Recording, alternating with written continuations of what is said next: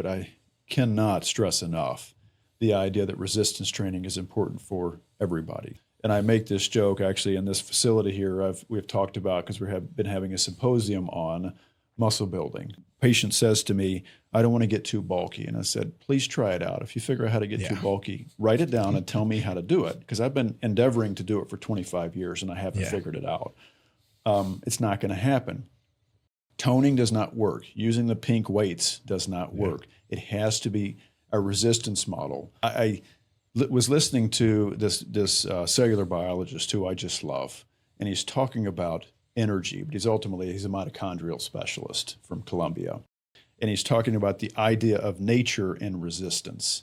Is that in nature, anything that grows or adapts requires resistance to work, right? And everything from a light bulb to when you study and get smarter to picking up heavy weights.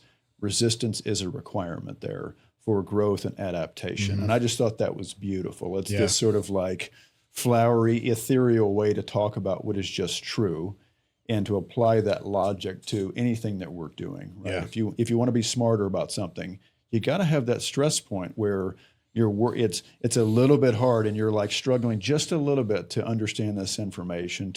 That weight has to be heavy enough that you get fatigued. It hurts, you wear out, and you can't possibly do another rep.